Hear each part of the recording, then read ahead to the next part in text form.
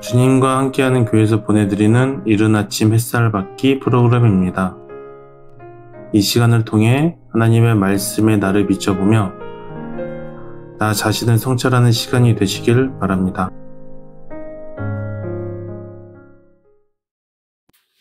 이른 아침 햇살 받기 시간입니다. 오늘은 출애굽기 23장 20절부터 33절까지 살펴보겠습니다.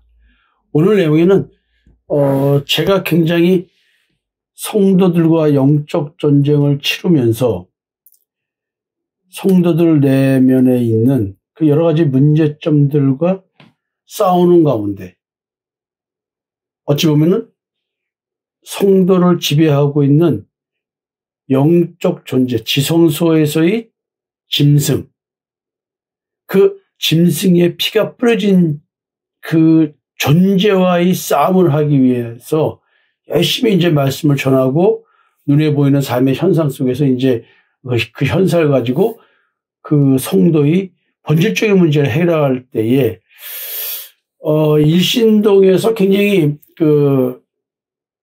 급하게 뭔가 처리하려고 하는 그런 마음이 좀 있었습니다. 그래서 근데 그렇게 치열하게 성도들과 진짜 뒷목이 뻣뻣하도록 이야기 듣고 내면 세계를 파악하면서 쉽게 말하면 가나안 땅에 있는 그 우상 숭배 대상이 어떤 우상들이 있는지를 각 개인별 성도별로 파악을 했어야 되잖아요. 근데 치열하게 싸우는데 이 성도들이 전부 다 이게 쉽게 말하면 나가 자빠지고 싸우지를 못하는 거예요. 어찌된 일일까? 그럼 너무 급한가? 아니, 지금 심판이 임하면은 심판받는데 어떻게 할 거야? 살려야 되는데? 그러면서, 치열하게 하면서, 그러면 이게 좀 너무 급한 것 같은데 천천히 시간을 끌고 가야 되는데, 이걸 어떡하지? 그럼 성경적 근거가 뭐 있을까 할 때, 오늘 그 성경 본문이 있는 걸 찾았어요. 너무 급했구나. 그래서 일신동에서 우리가 만수 빌딩을 이사할 때 제가 뭘 깨달았냐면, 하나님의 주권 안에서의 영원 사랑이라는 것을 깨달았어요. 내 마음이 너무 급한 것도 영원 사랑은 영원 사랑인데, 각 성도마다 하나님께서 주권적으로 역사하시는 때가 있는데, 그거를 앞당기려고 몸부림쳤었다는 것이죠.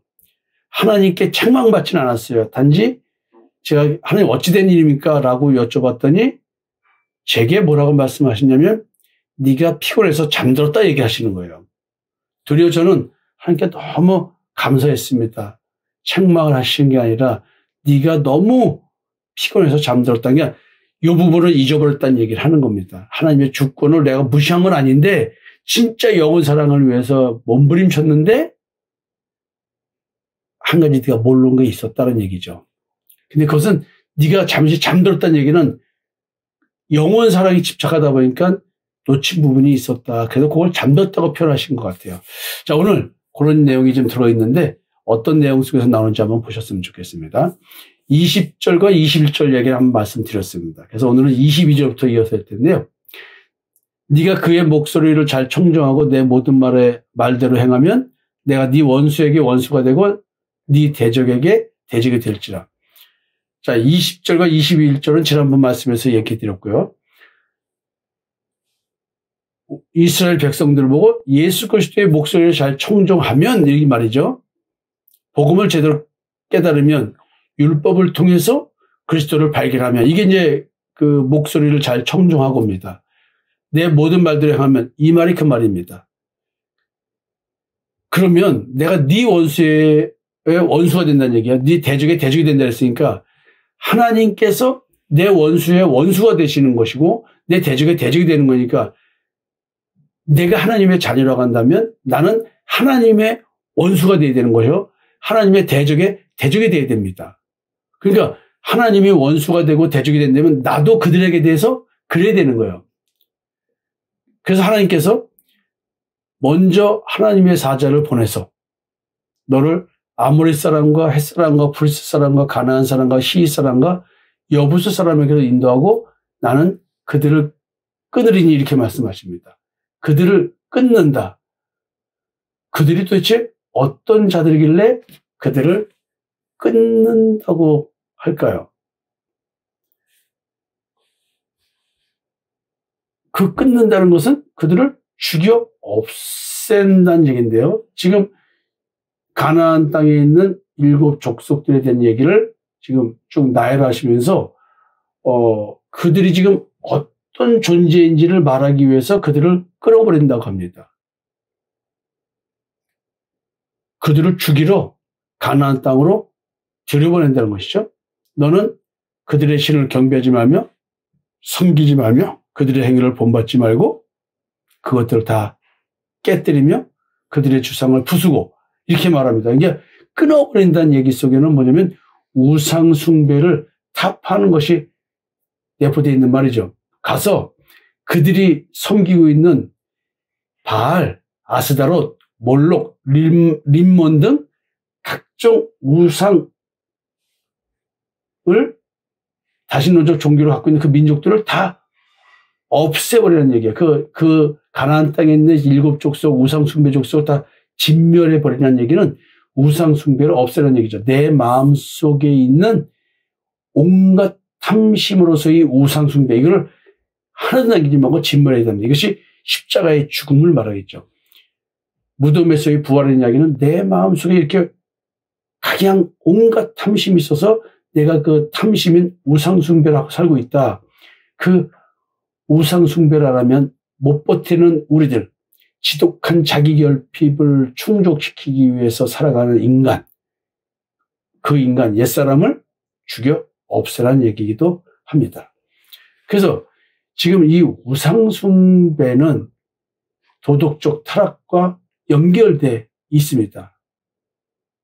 그래서 이제 가나안 땅에 들어가면 그 백성들과 대적하여 싸우는데 근본적인 것은 백성들과 싸우는 것이 아니라 가나안 땅의 백성들과 싸우는 것이 아니라 실질적으로는 그들이 섬기는 우상과의 싸움입니다.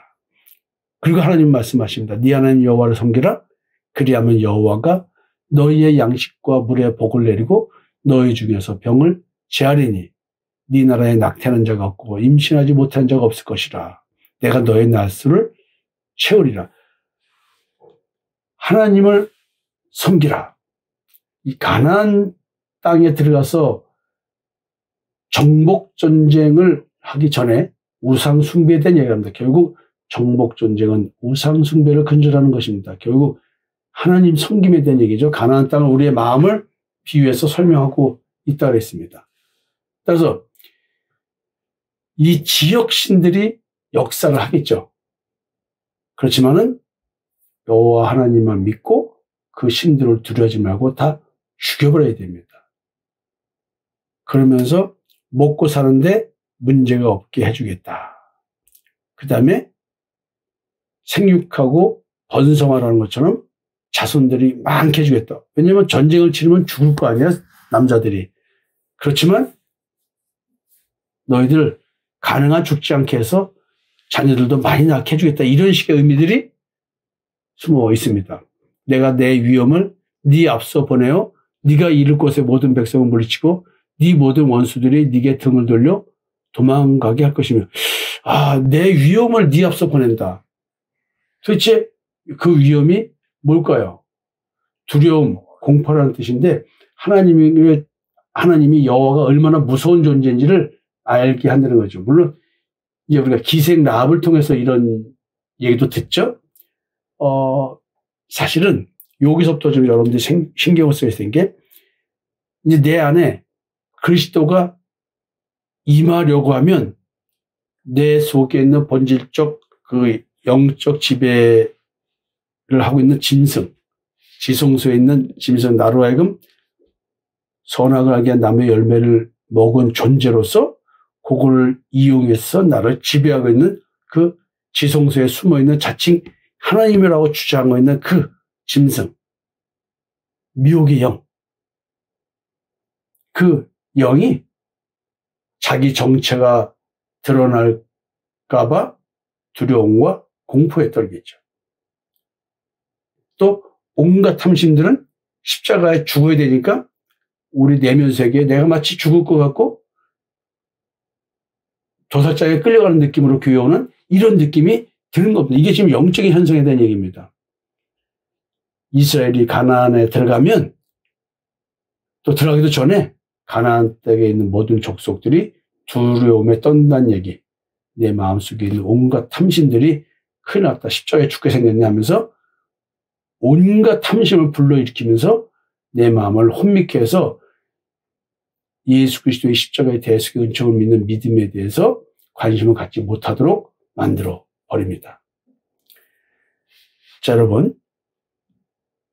그러면서 뭐라고 말씀하시냐면 내가 왕벌을 네 앞에 보내리니 그 벌이 히위 족속과 가나안 족속과 헷 족속을 네 앞에서 쫓아내리라. 이렇게 말합니다. 여기서 왕벌이 진짜 벌을 말하는 건지 사실은 의견이 분분합니다. 주석적으로는. 그러나 여기서 왕벌의 의미를 예수 그리스도라고 딱 잘라 말하지 못하지만 지금 그 가나안 땅의 7 족속을 쫓아내는 것이니까 사실은 뭐냐면 예수 그리스도의 십자가의 대속의 은총을 믿는 믿음. 그것을 왕벌이라고 만약에 비유적으로 표현한다면 좀 의미가 와닿지 않을까 이런 생각이 듭니다. 왕벌은 일단 가나안 땅의 7 족속들을 내쫓는 거니까요. 그러나 그 땅이 황폐하게 되므로 들짐승이 번성하여 너희를 해할까 하여 1년 안에는 그들을 네 앞에서 쫓아내지 아니하고 네가 번성하여 그 땅을 기업으로 얻을 때까지 내가 그들을 네 앞에서 조금씩 쫓아내리라. 이 말씀입니다. 29절과 30절 말씀 가지고 제가 일신동에서 치열하게 한번 해보다가 내려놓고 만수빌딩 가서 천천히 상담 시스템으로 해서 굴포점까지 이어져서 여기까지 오게 됐습니다. 지금도 천천히 가려고 하고 있습니다. 왜냐하면 이렇게 천천히 가도 우리 성도들 개개인으로는 엄청나게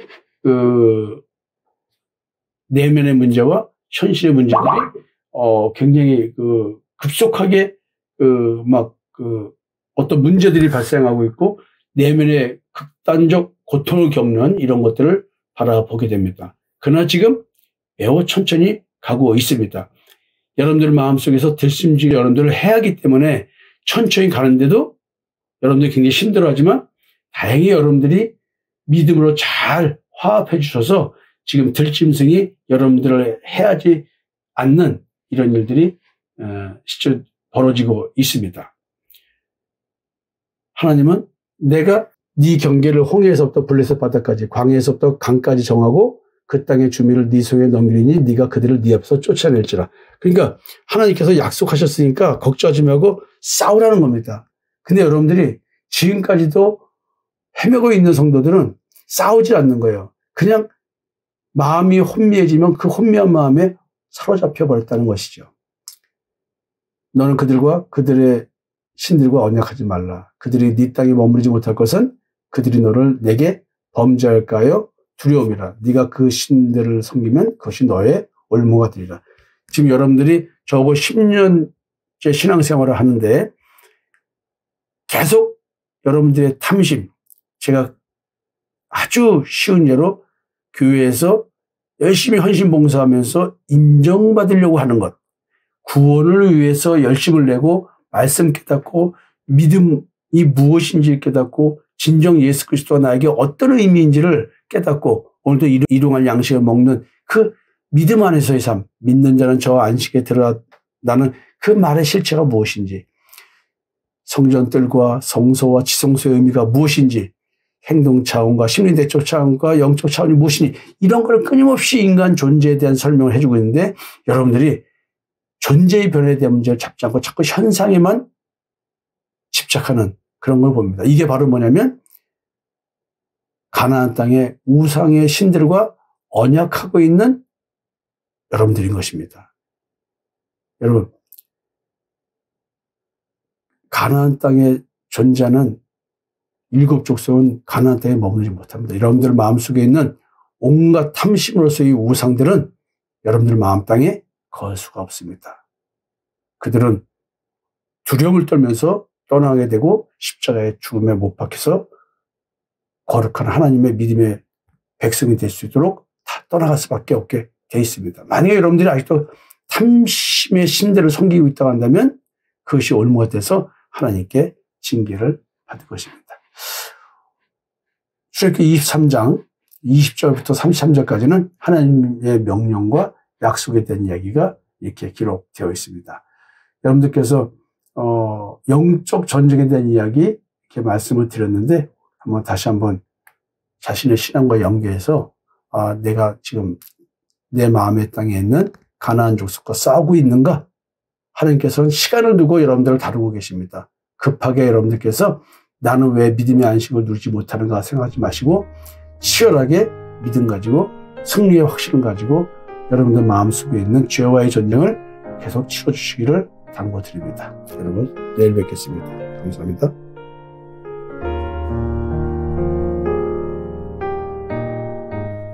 지금까지 이른 아침 햇살 받기 프로그램이었습니다. 오늘 하루도 믿음 안에서의 삶을 누리시는 여러분이 되시기를 기도합니다.